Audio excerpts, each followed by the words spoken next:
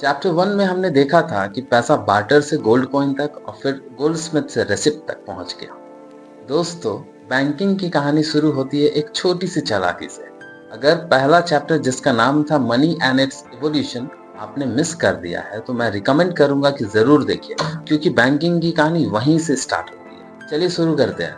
नमस्कार दोस्तों, स्वागत है हमारे चैनल ईस्टर अल्फा पर, जहां पर हम लोग फाइनेंस और स्टॉक मार्केट को इतना इजी बनाना चाहते हैं कि हर कोई समझ सके और अपनी जिंदगी में अप्लाई कर सके। हाँ, तो शुरू करते हैं। सबसे पहले लोग अपने सोने को एक जगह सेफ रखना चाहते थे और उस वक्त सेफ जगह थी गोल्डस्मिथ की पॉकेट। मतलब गोल्डस्मिथ के पास लोग अपना गोल्ड डिपॉजिट करते और बदले में एक कागज ले लेते। अब उस कागज को लोग मार्केट में ट्रेडिंग के लिए यूज करने लगे। इजी था, सेफ और पोर्टेबल था। लेकिन यहाँ से गोल्डस्मिथ के दिमाग में एक घंटी बजी। उसने देखा कि लोग अपना पूरा गोल्ड एक साथ वापस लेने नहीं आते। बस वहीं से उसने एक जुगाड़ निकाला। अपने पास जितना एक्चुअल गोल्ड था उससे ज्यादा रिसिप्ट इशू करने लगा। मतलब असली सोना कम पर कागज ज्यादा। ये एक तरह का लूप होल था और यहीं से बैंकिंग का फाउंडेशन पड़ा। क्योंकि जब लोग रिसिप्ट को पैसा मानकर ट्रेड करने लगे तो गोल्डस्मिथ के पास पावर आ गई, पैसा बनाने की पावर। फिर धीरे धीरे यही गोल्डस्मिथ रिसिप्ट प्रॉमिसरी नोट्स बन गए और फिर बैंक एस्टैब्लिश हुई जो डिपॉजिट लेने लगे, लोन देने लगे और इकोनॉमी को चलाने लगे। आगे चलकर यूरोप में सबसे पहले प्रॉपर कमर्शियल बैंक एस्टैब्लिश हुई, जैसे बैंक ऑफ इंग्लैंड 1694। और फिर मॉडर्न बैंकिंग सिस्टम डेवलप हुआ जिसमें deposits, loan, interest, credit system सब आए। और आज के टाइम में बैंक सिर्फ पैसा रखने की जगह नहीं बल्कि एक पूरी इकोनॉमी का इंजन है, जहां से क्रेडिट बनता है, बिजनेस ग्रोथ करता है और देश की इकोनॉमी चलती है। अब जब हमने हिस्ट्री समझ ली तो सिंपल शब्दों में बैंक के डेफिनेशन देखते हैं। बैंक एक फाइनेंशियल इंस्टीट्यूशन है जो लोगों से डिपॉजिट लेते हैं और उन्हीं डिपॉजिट्स को लोन के रूप में दूसरे लोगों या बिजनेस को दे देते हैं।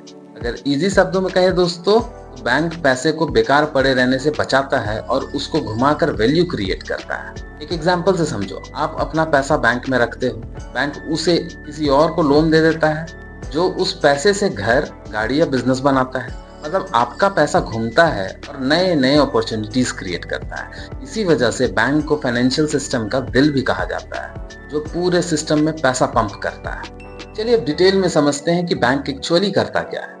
पहला, एक्सेप्टिंग डिपॉजिट्स। लोग अपने पैसे बैंक में रखते हैं। Saving accounts, current accounts, FD, RD, यहाँ पैसा सेफ भी रहता है और इंटरेस्ट भी मिलता है। दूसरा, प्रोवाइडिंग लोन। बैंक पैसे सिर्फ रखता नहीं बल्कि जरूरतमंदों को लोन भी देता है, जैसे घर, गाड़ी, एजुकेशन, बिजनेस, सबके लिए। ये लोन इकोनॉमी के ग्रोथ इंजन है। तीसरा, पेमेंट सिस्टम। बैंक की वजह से आज पैसा ट्रांसफर करना आसान हो गया है। UPI, debit card, cheque, NEFT, RTGS सब बैंक की वजह से पॉसिबल है। सोचो अगर बैंक ना होते तो हम अभी भी सिर्फ कैश या बार्टर पे डिपेंड होते। चौथा, वेल्थ क्रिएशन। बैंक सिर्फ पैसा रखने की जगह नहीं है, वो आपको FD, RD, mutual fund, insurance और फाइनेंशियल एडवाइजरी के ऑप्शंस भी देता है। मतलब पैसा सेव करने के साथ साथ ग्रोथ भी होता है। पांचवा, फॉरेन एक्सचेंज। जब आप फॉरेन ट्रिप पे जाते हो या इंपोर्ट एक्सपोर्ट करते हो तो डॉलर, यूरो, येन चाहिए होता है। बैंक करेंसी एक्सचेंज सिस्टम चलाते हैं जहां आप इजीली एक करेंसी को दूसरे में कन्वर्ट कर सकते हैं। छठा, क्रेडिट क्रिएशन। सबसे पावरफुल काम क्रेडिट क्रिएट करना। बैंक के पास जितना कैश है उससे ज्यादा वो लोन्स देते हैं और नए पैसे की सप्लाई क्रिएट करते हैं। इसी वजह से कहते हैं बैंकिंग सिस्टम पैसा बनाने की मशीन है। दोस्तों, अब तक हमने समझा कि बैंक क्या है और उसके मेन फंक्शंस क्या होते हैं। डिपॉजिट्स लेना, लोन देना, पेमेंट सिस्टम चलाना, वेल्थ क्रिएशन करना और क्रेडिट क्रिएट करना। लेकिन अब सवाल ये है कि ये सब काम करता कौन है? क्या ये एक ही टाइप के बैंक सब कुछ हैंडल करते हैं? आंसर है नहीं। बैंकिंग सिस्टम में अलग अलग टाइप के बैंक्स होते हैं जो अपने स्पेसिफिक रोल के हिसाब से काम करते हैं। चलिए अब डिटेल में समझते हैं टाइप्स ऑफ बैंक। पहला, सेंट्रल बैंक्स, जिसको इंडिया में आरबीआई भी बोलते हैं। इसे आप बैंकिंग सिस्टम का बॉस समझ लो। ये करेंसी प्रिंट करता है, मतलब नोट छापने का अधिकार सिर्फ सेंट्रल बैंक के पास होता है। इन्फ्लेशन कंट्रोल करता है ताकि पैसे की वैल्यू स्टेबल रहे। मॉनेटरी पॉलिसी बनाता है, जैसे repo rate, reverse repo rate, CRR, SLR. मैं ये सारे टर्म्स को अभी इसी वीडियो में पीछे क्लियर भी किया हूँ, तो आप लगातार देखते रहो। इन्हीं टूल्स से आरबीआई इकोनॉमी को रेगुलेट करता है। दूसरा, कमर्शियल बैंक। ये वो बैंक है जो आम जनता और बिजनेस के लिए सबसे ज्यादा विजिबल होते हैं। इनका मेन काम है डिपॉजिट्स लेना और लोन देना। Example SBI, HDFC, ICICI, Axis bank. आपका salary account, home loan, car loan, FD, RD सब इसी कैटेगरी में आता है। कमर्शियल बैंक्स को ही लोग डेली लाइफ में नॉर्मल बैंक कहते हैं। तीसरा, कोऑपरेटिव बैंक। ये बैंक्स लोकल लेवल पे काम करते हैं, स्पेशली फार्मर्स, स्मॉल शॉपकीपर्स और ट्रेडर्स के लिए। इनका मेन एम प्रॉफिट कमाना नहीं बल्कि कम्युनिटी सर्विस करना होता है। Example urban cooperative banks, state cooperative banks. ये रूरल और सेमी अर्बन लोगों के लिए हेल्पफुल होते हैं जहां बड़े कमर्शियल बैंक इजिली नहीं पहुंचते। चौथा, रीजनल रूरल बैंक, आरआरबीज। जैसे नाम से समझ आ रहा है, ये बैंक विलेज और रूरल एरिया के लिए बनाए गए हैं। फार्मर्स, रूरल आर्टिजन्स और स्मॉल स्केल इंडस्ट्रीज को सपोर्ट देना इनका काम होता है। एग्जाम्पल प्रथम बैंक, इंडिया का पहला आरआरबी, आर्यव्रत बैंक, ईटीसी। इनका मेन फोकस है रूरल डेवलपमेंट एंड और फाइनेंशियल इंक्लूजन। पांचवा, डेवलपमेंट बैंक्स। ये bank long term funding provide करती है, स्पेशली लार्ज इंडस्ट्रियल और इंफ्रास्ट्रक्चर प्रोजेक्ट्स के लिए। Example NABARD, agriculture and rural development के लिए। सिडबी, स्मॉल इंडस्ट्रीज और एमएसएमईज के लिए। इनका रोल शॉर्ट टर्म लोन देना नहीं बल्कि long term growth projects finance करना होता है। छठा, इन्वेस्टमेंट बैंक। ये आम लोगों के लिए नहीं होते बल्कि बड़े बड़े कॉर्पोरेट्स के लिए काम करते हैं। आईपीओ लॉन्च करना, फंड रेजिंग, मर्जर्स, एक्विजिशन में हेल्प करना, ये इनका काम होता है। Example Goldman Sachs, JP Morgan and Morgan Stanley, ETC. आपने सुना होगा कि कंपनी स्टॉक मार्केट में आईपीओ लेके आई। उस आईपीओ के पीछे इन्वेस्टमेंट बैंक्स का बड़ा रोल होता है। सातवां, पेमेंट बैंक। ये एक नए टाइप का डिजिटल बैंक है जो मेनली ऑनलाइन ट्रांजैक्शंस और स्मॉल सेविंग के लिए बनाए गए हैं। ये लोन नहीं देते, सिर्फ लिमिटेड बैंकिंग सर्विस प्रोवाइड करते हैं। Example Paytm payments bank, Airtel payments bank, India post payment banks. ये डिजिटल इंडिया के ड्रीम को बूस्ट करते हैं। आठवां, फॉरेन बैंक्स। ये इंटरनेशनल बैंक्स होते हैं जो इंडिया में अपनी ब्रांचेस ऑपरेट करती है। Example HSBC, Citibank, Deutsche bank, Standard Chartered. इनका मेन फोकस होता है फॉरेन ट्रेड, एमएनसीज और हाई एंड क्लाइंट्स के फाइनेंशियल सर्विस प्रोवाइड करना। तो दोस्तों, अब आप समझ गए हैं कि हर बैंक का एक अलग अलग रोल होता है। इन शॉर्ट, आरबीआई पूरा सिस्टम कंट्रोल करता है। कमर्शियल बैंक आम जनता के लिए है, कॉर्पोरेट और आरआरबी रूरल और स्मॉल कम्युनिटीज के लिए, डेवलपमेंट और इन्वेस्टमेंट बैंक बड़े प्रोजेक्ट्स और कॉर्पोरेट्स के लिए, पेमेंट और फॉरेन बैंक स्पेशलाइज्ड सर्विस के लिए। मतलब एक तरह से बैंकिंग सिस्टम एक टीम गेम है जहां हर टाइप का बैंक अपना अपना रोल प्ले करते हैं और मिलकर इकोनॉमी को चलाते हैं। अब बात करते हैं एक इम्पोर्टेंट टॉपिक की, डिपॉजिट्स। क्योंकि बैंक के लिए सबसे बड़ा फ्यूल है डिपॉजिट्स। बिना डिपॉजिट के बैंक चल ही नहीं सकता। चलिए समझते हैं कि टाइप्स ऑफ डिपॉजिट कौन कौन से होते हैं। पहला, सेविंग डिपॉजिट। ये आम आदमी का अकाउंट होता है जिसमें आप अपना पैसा सेफ रखते हो और साथ में थोड़ा बहुत इंटरेस्ट भी मिलता है। दूसरा, करेंट डिपॉजिट। ये स्पेशली बिजनेसमैन और ट्रेडर्स के लिए होता है। इसमें इंटरेस्ट नहीं मिलता लेकिन अनलिमिटेड ट्रांजैक्शन की फैसिलिटी होती है। जो हर रोज पैसा जमा करते हैं और निकालते हैं उनके लिए बेस्ट है यह। तीसरा, फिक्स डिपॉजिट, जिसमें पैसे एक फिक्स टाइम के लिए लॉक कर दिया जाता है, जैसे 6 महीना, 1 साल, 3 साल, 5 साल, ईटीसी। बैंक आपको इसके बदले एक फिक्स रेट ऑफ इंटरेस्ट देता है जो सेविंग से ज्यादा होता है, इसीलिए इसे लोग टर्म डिपॉजिट भी कहते हैं। चौथा, रेकरिंग डिपॉजिट। इसमें आपको एक फिक्स अमाउंट हर महीने जमा करना होता है। एग्जाम्पल 1000 रुपया हर मंथ, और एंड में एक अच्छा लंप सम प्लस इंटरेस्ट मिलता है। मिडिल क्लास फैमिलीज और स्टूडेंट के लिए बेस्ट सेविंग ऑप्शन है। पांचवा, कॉल डिपॉजिट। ये मेनली बड़े बिजनेस और इंस्टीट्यूशंस यूज करते हैं। ये एकदम शॉर्ट टर्म डिपॉजिट होता है, 1 दिन से लेकर 14 दिन तक। ये हाईली लिक्विड होता है और थोड़ा इंटरेस्ट भी मिलता है इसमें।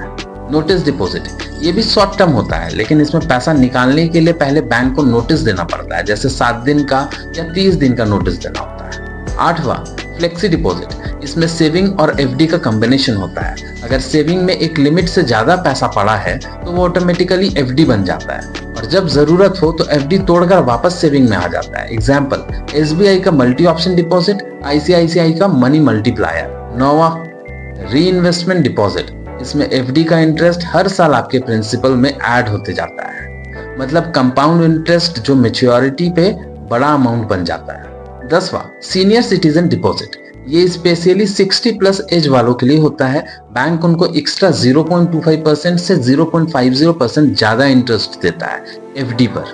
11वां टैक्स ईयर फिक्स डिपॉजिट। ये एक एफडी होता है जिसमें आपको इनकम टैक्स बेनिफिट मिलता है अंडर सेक्शन 80C, लेकिन इसमें पैसा मिनिमम 5 साल के लिए लॉक इन हो जाता है।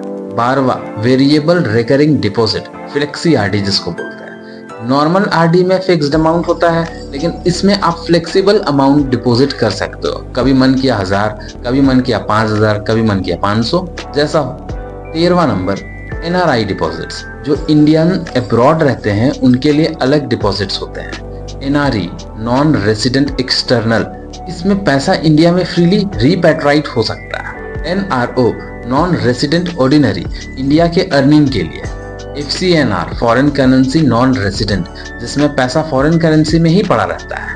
14वां सर्टिफिकेट ऑफ डिपॉजिट्स, ये एक नेगोशिएबल इंस्ट्रूमेंट होता है मेनली कॉर्पोरेट्स के लिए। लार्ज शॉर्ट टर्म डिपॉजिट्स होते हैं जो मार्केट में ट्रेड भी किया जा सकते हैं। 15वां कॉर्पोरेट डिपॉजिट्स, बड़ी कंपनीज भी बैंक में शॉर्ट टर्म डिपॉजिट करते हैं और नेगोशिएबल करके हायर इंटरेस्ट रेट लेते हैं। तो दोस्तों, अब आप समझ गए होंगे कि डिपॉजिट सिर्फ एक दो टाइप की नहीं होती, बल्कि अलग अलग कैटेगरी के कस्टमर्स के लिए अलग अलग डिपॉजिट स्कीम्स होती हैं। चाहे आम आदमी हो, बिजनेस हो, स्टूडेंट हो, एनआरआई हो या एक कॉर्पोरेट कंपनी हो, बैंक सबके लिए एक प्रोडक्ट रखता है और इसी वजह से डिपॉजिट्स को बैंक का लाइफलाइन भी बोला जाता है। अभी हमने समझा कि बैंक के पास डिपॉजिट ही उसका लाइफलाइन होते हैं। लोग अपना पैसा बैंक में रखते हैं, लेकिन एक सवाल यहाँ बनता है, बैंक इतना सारा पैसा क्यों जमा करता है? क्या बस वॉलेट में बंद करके रखता है? बिल्कुल नहीं। बैंक का असली काम होता है लोन्स देना, और यहीं से बैंक पैसा बनाता है और इकोनॉमी को ग्रो करने में हेल्प करता है। तो चलिए समझते हैं टाइप्स ऑफ लोन। पहला पर्सनल लोन, सबसे कॉमन लोन है ये। किसी भी पर्सनल काम के लिए, शादी हो, मेडिकल इमरजेंसी, वैकेशन, बिना सिक्योरिटी के मिल जाता है। बैंक आपके सैलरी और क्रेडिट स्कोर्स के बेसिस पे 50,000 से 20 लाख तक का पर्सनल लोन दे सकती है। दूसरा होम लोन, अपना घर खरीदना हो या रेनोवेट करना हो, ये लोन बेस्ट है। ये लॉन्ग टर्म लोन होता है, 15 से 30 साल तक के लिए होता है और इसमें टैक्स बेनिफिट भी मिलते हैं। तीसरा कार लोन या व्हीकल लोन, नई कार या बाइक लेना हो तो बैंक तुरंत फाइनेंस कर देता है। रीपेमेंट 3 से 7 साल तक की होती है। चौथा एजुकेशनल लोन, हायर स्टडीज के लिए चाहे इंडिया में हो या अब्रोड, स्टूडेंट को अपना सपने के लिए पैसा मिलता है और रीपेमेंट तब स्टार्ट होती है जब आपको जॉब लग जाए। पांचवा बिजनेस लोन, छोटा बिजनेस एक्सपैंड करना हो, स्टार्टअप शुरू करना हो या वर्किंग कैपिटल चाहिए, बैंक बिजनेस लोन प्रोवाइड करती है। एसएमईज के लिए ये एक बैकबोन होता है। छठा एग्रीकल्चरल लोन, फार्मर्स के लिए सीड्स, फर्टिलाइजर्स, ट्रैक्टर, इरिगेशन, सबके लिए अलग अलग लोन। इंडिया में नाबार्ड और आरआरबी इसमें बहुत ज्यादा एक्टिव है। अब दोस्तों, ये तो बेसिक कैटेगरी थी, लेकिन बैंकिंग वर्ल्ड में और भी इंटरेस्टिंग लोन होते हैं। चलिए एक एक करके समझते हैं थोड़ा सा और। सातवां गोल्ड लोन, अपना सोना बैंक या एनबीएफसी के पास गिरवी रखो और तुरंत पैसे ले आओ। इमरजेंसी में फास्टेस्ट लोन ऑप्शन है ये। आठवां लोन अगेंस्ट प्रॉपर्टी, अपना घर या प्लॉट मॉर्गेज करके बड़ा लोन मिलता है। यूजुअली बिजनेस एक्सपेंशन या हायर एजुकेशन अब्रोड के लिए यूज होता है। नौवां consumer durable loan, fridge, AC, TV या वॉशिंग मशीन लेना है, जीरो कॉस्ट ईएमआई पर बैंक्स और एनबीएफसीज ये लोन देती है। 10वां ओवरड्राफ्ट या कैश क्रेडिट, बिजनेस ओनर्स के लिए एकदम पावरफुल फैसिलिटी। अपने करंट अकाउंट से लिमिट तक ज्यादा पैसा निकाल सकते हो और इंटरेस्ट सिर्फ उतने अमाउंट पर लगता है जितना आप यूज करते हो। 11वां क्रेडिट कार्ड लोन, आपके क्रेडिट कार्ड के ऊपर भी लोन मिल सकता है, चाहे ईएमआई पर कन्वर्ट करके या कैश विड्रॉ करके फॉर्म में। 12वां माइक्रो फाइनेंस लोन, विलेजेस और पुअर हाउस होल्ड्स के लिए छोटे छोटे loans, women self help group के थ्रू ये लोन्स पॉपुलर होते हैं। 13वां पेडे loan, instant loan, fintech companies जैसे क्रेडिट बी, कैसी, ईटीसी तुरंत शॉर्ट टर्म लोन देते हैं। सैलरी पे पहले इमरजेंसी के लिए काम आता है। 14वां टॉपअप लोन, आपके पास ऑलरेडी पर्सनल या होम लोन है और आपको और पैसा चाहिए, बैंक उसी वाले लोन के ऊपर एक्स्ट्रा पैसा दे देती है। 15वां ब्रिज लोन, अगर आप अपना पुराना घर को बेचकर नया घर लेना चाहते हो, तब तक के गैप के लिए बैंक आपको एक ब्रिज लोन देती है। दोस्तों, लोन्स एक ही टाइप के नहीं होते, बैंक हर जरूरत के लिए नए नए लोन्स प्रोडक्ट लाते हैं। चाहे आपको घर बनाना हो, बिजनेस ग्रो करना हो या एक छोटी इमरजेंसी हैंडल करनी हो, बैंक के लोन्स प्रोडक्ट्स एक रेस्टोरेंट मेनू की तरह होता है, हर टेस्ट और हर रिक्वायरमेंट के लिए एक अलग डिश। दोस्तों, अब तक हमने देखा कि बैंक डिपॉजिट लेते हैं, लोन देते हैं, पर असली सवाल है ये बैंक्स इकोनॉमी के लिए क्या करते हैं। चलिए देखते हैं। पहला, फाइनेंशियल इंक्लूजन, सबका अकाउंट सबका विकास। पहले जमाने में बैंक की शक्ल भी सिर्फ शहर वाले देखते थे। गांव का आदमी सोचता था बैंक मतलब कोई बड़ा बाबू का अड्डा है ये। लेकिन आज जनधन योजना ने हालात बदल दी। अब रामलाल के पास भी बैंक अकाउंट है जिसमें जीरो बैलेंस है, लेकिन स्टेटस फुल है उसका। मतलब अब गरीब हो या अमीर सबको बैंक का टिकट मिल गया। दूसरा, इकोनॉमिक ग्रोथ, बिजनेस का पेट्रोल पंप। मतलब कि सोचो, एक चाय वाला अपनी टपरी को चाय कैफे फ्रेंचाइजी बनाना चाहता है। पैसा कहाँ से आएगा? बैंक से लोन। फैक्ट्री खोलनी है, स्टार्टअप शुरू करना है, गांव में ट्रैक्टर खरीदना है, हर जगह बैंक का पैसा घूमता है। अगर इकोनॉमी एक गाड़ी है तो बैंक उसका पेट्रोल पंप है। तीसरा, controlling inflation and deflation. Market में सब चीजें महंगी हो गई, आरबीआई इंटरेस्ट रेट बढ़ा देता है। मार्केट में सब चीप हो गया, डिमांड गिर गया तो आरबीआई रेट घटा देता है। मतलब इकोनॉमी का असली टीवी रिमोट आरबीआई के हाथ में है। हम बस बेचारे ऑडियंस हैं जो सिर्फ चैनल देखते हैं। चौथा, digital India push, cashless magic. पहले दुकान पे 10 रुपए का सामान खरीदो और दुकानदार बोलता था छुट्टा नहीं है। आजकल वही दुकानदार बोलता है पेटीएम कर दो ना भाई। यूपीआई, नेट बैंकिंग, कार्ड, सबने लाइफ को इजी बना दिया। अब तो रिक्शा वाला भी क्यूआर कोड लगा के बिंदास बैठे रहते हैं। पांचवा, एम्प्लॉयमेंट जनरेशन। सोचो, बैंक सिर्फ अपने अंदर ही लाखों लोगों को नौकरी देता है। Cashier, manager, clerk, IT, security, सब अपना रोटी रोजी कमा रहे हैं। लेकिन असली मैजिक होता है जब बैंक लोन देता है। मान लो बैंक ने एक आदमी को बेकरी खोलने के लिए लोन दिया जिसका नाम है रिहाज बेकरी। अब बेकरी के लिए बेकर्स चाहिए, हेल्पर्स चाहिए, डिलीवरी बॉय चाहिए, पैकेजिंग वाला चाहिए। मतलब एक लोन से पूरा मोहल्ला को रोजगार मिल गया। इसीलिए कहते हैं ना, बैंक एक ऐसी मशीन है जिसमें 1 रुपया डालो और उससे 10 जॉब बाहर निकल कर आते हैं। लेकिन अब एक सवाल है दोस्तों, ये दादाजी अपने बच्चों को कैसे लाइन में रखता है? अरे दादाजी मतलब आरबीआई, बच्चों मतलब बैंक। कैसे आरबीआई बैंक को एक लाइन में रखते हैं? जवाब है कुछ बैंकिंग टर्म्स एंड टूल्स के थ्रू। पहला, रेपो रेट, बैंक का इमरजेंसी लोन है। रेपो रेट वही रेट है जिसमें आरबीआई बैंक को शॉर्ट टर्म लोन देता है। एग्जाम्पल, मान लो फेस्टिवल सीजन आया है और लोगों को लोन की डिमांड बहुत ज्यादा है। घर, कार, शॉपिंग सब चल रहा है। एसबीआई के पास अपने डिपॉजिटर्स के पैसे खत्म हो गए हैं पर डिमांड अभी भी हाई है लोन की। अब एसबीआई दादाजी के पास, आरबीआई मतलब, के पास जाता है और बोलता है थोड़ा कैश चाहिए। आरबीआई ने बोला लो, ले लो, पर रेपो रेट के हिसाब से इंटरेस्ट देना होगा। अगर आरबीआई रेपो रेट बढ़ा दे तो बैंक के लिए पैसा लेना महंगा हो जाता है, लोन भी महंगा, लोग कम लोन लेते हैं, इन्फ्लेशन कम होता है, महंगाई कम होता है। मतलब रिवर्स रेपो रेट बैंक के लिए सेफ पार्किंग का जगह। रिवर्स रेपो रेट वही रेट है जिसमें बैंक अपना एक्स्ट्रा पैसा आरबीआई के पास पार्क कर देता है। मान लो मार्केट में डिमांड स्लो है, लोग लोन नहीं ले रहे हैं, अब एचडीएफसी के पास ज्यादा पैसा बचा है तो एचडीएफसी बोलेगा इसे रिस्क वाले लोन में डालने से अच्छा है आरबीआई के पास जाकर जमा कर देते हैं और इंटरेस्ट कमा लेते हैं। जब आरबीआई रिवर्स रेपो रेट बढ़ाता है तो बैंक ज्यादा पैसा आरबीआई के पास पार्क कर देते हैं, पब्लिक को लोन कम मिलता है, मार्केट में लिक्विडिटी कम हो जाती है। CRR and SLR, that is cash reserve ratio and statutory liquidity ratio. CRR, bank को अपने डिपॉजिट्स का कुछ परसेंट कैश के फॉर्म में आरबीआई के पास जरूरी होता है रखना। अगर एक्सिस बैंक के पास 1000 करोड़ का डिपॉजिट है और सीआरआर 4.5 है तो 45 करोड़ आरबीआई के पास जमा करना पड़ेगा। एसएलआर, बैंक को अपने डिपॉजिट का एक हिस्सा सरकारी सिक्योरिटीज, बॉन्ड, गोल्ड में इन्वेस्ट करना पड़ता है। एग्जाम्पल, एसएलआर अगर 18% है तो एक्सिस बैंक को 1000 करोड़ डिपॉजिट में से 180 करोड़ गवर्नमेंट बॉन्ड्स में इन्वेस्ट करना पड़ेगा। मतलब दोनों मिलाकर डिसाइड करते हैं कि बैंक कितना पैसा फ्रीली लोन देने के लिए यूज कर सकता है। चौथा टर्म, नॉन परफॉर्मिंग एसेट, मतलब लोन का डिफॉल्ट।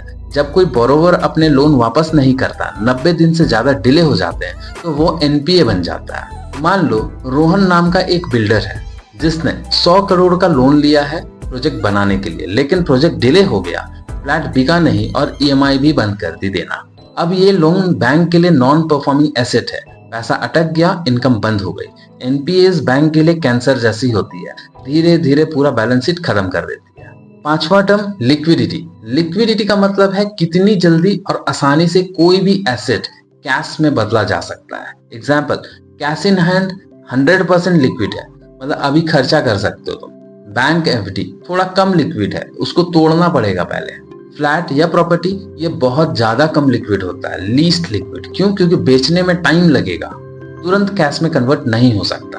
बैंक्स को लिक्विडिटी मेंटेन करना पड़ता है, वरना कस्टमर जब अपना पैसा निकालने आएंगे तो दिक्कत हो सकती है बैंक को। आरबीआई इन्हीं टूल्स से बैंक को कंट्रोल करता है, कब पैसा ज्यादा गिराना है, कब पैसा का फ्लो कम करना है।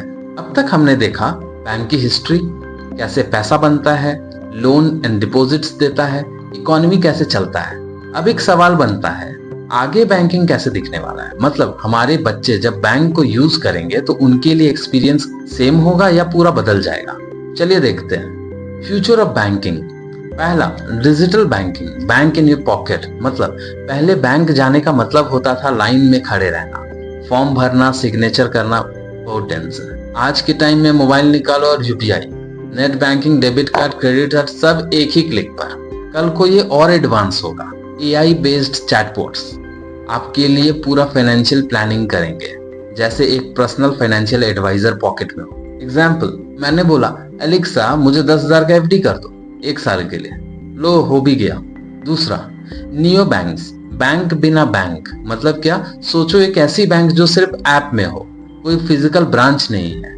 यही होता है नियो बैंक्स, पूरा 100% डिजिटल। अकाउंट ओपन करने के लिए ना केवाईसी के लिए ना चेक्स, डिपॉजिट्स विंडो, सब मोबाइल पे है। इंडिया में जुपिटर, फाई, रिजर्व पे एक्स जैसे नियो बैंक्स इस ट्रेंड को पुश कर रहे हैं। मतलब फ्यूचर में ब्रांच गए हो वाला सवाल ही खत्म हो जाएगा। तीसरा, ब्लॉकचेन एंड क्रिप्टो। अभी तक पैसा सिर्फ आरबीआई प्रिंट करता है और बैंकिंग सिस्टम के थ्रू सर्कुलेट होता है, पर ब्लॉकचेन और क्रिप्टो ने पूरा इक्वेशंस बदल दिया। मिडिलमैन बैंक की जरूरत ही खत्म हो चुकी है। सोचो आपको अमेरिका में किसी दोस्त को पैसा भेजना है, नॉर्मल सिस्टम में स्विफ्ट, एनईएफटी मतलब 2 से 3 लग ही जाते हैं। क्रिप्टो में एक ही क्लिक और कुछ ही मिनट्स में पैसा चले जाएंगे। इसीलिए दुनिया भर में सेंट्रल बैंक्स अब CBDC, central bank digital currency launch करने की रेस में है। दोस्तों, अगर आपको जानना है सीबीडीसी, क्रिप्टो, इन सभी चीजों के बारे में, तो मेरी पहली चैप्टर जो है मनी एंड इट्स एवोल्यूशन, उसको आप जरूर देखें, आपको बहुत अच्छा लगेगा, मजा आएगा। चौथा, ग्रीन बैंकिंग। फ्यूचर का बैंक सिर्फ पैसा बनाने का मशीन नहीं होगा, बल्कि एनवायरनमेंट को भी प्रोटेक्ट करेगा। लोन्स देना सिर्फ उन्हीं प्रोजेक्ट्स को जो इको फ्रेंडली हो, जैसे renewable energy projects, electric vehicles type के प्रोजेक्ट्स को स्पेशल फाइनेंसिंग करेंगे। मतलब फ्यूचर में आप बोल सकते हो मेरे बैंक अकाउंट से एनवायरनमेंट भी सेफ है।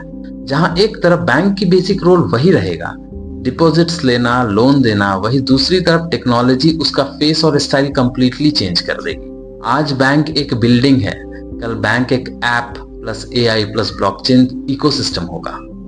दोस्तों, बैंकिंग की कहानी शुरू हुई थी एक गोल्डस्मिथ की रिसिप्ट से, फिर आई passbook, ATM, debit card, UPI, और अब आ रहा है वो जमाना जहां आपका बैंक एक ऐप, एक एआई और एक ब्लॉकचेन नेटवर्क बन जाएगा। कल बैंक सिर्फ पैसा संभालता था, आज बैंक पैसा घुमाता है, और कल बैंक पैसा के साथ साथ आपके फ्यूचर और प्लैनेट को भी सिक्योर करेगा। मतलब बैंकिंग का पास्ट था इंटरेस्टिंग, प्रेजेंट है फास्ट और फ्यूचर होगा माइंड ब्लास्टिंग। तो दोस्तों, अगले 5 से 10 सालों में बैंकिंग के नए चैप्टर्स लिखे जा रहे हैं, और अगर आप चाहते हो कि इस नए चैप्टर्स के हीरो आप बनो, तो नॉलेज ही आपकी असली इन्वेस्टमेंट है। दोस्तों, अगर आपको ये बैंकिंग की कहानी समझ आई और फ्यूचर का ट्रेलर पसंद आया तो वीडियो को लाइक कीजिए, अपने दोस्तों के साथ शेयर कीजिए और चैनल को सब्सक्राइब कीजिए, क्योंकि यहाँ मिलेंगे आपको पैसे की दुनिया के असली राज, वो भी सिंपल और इंटरटेनिंग स्टाइल में। फिर मिलते हैं दोस्तों, तब तक के लिए जय हिंद, जय भारत।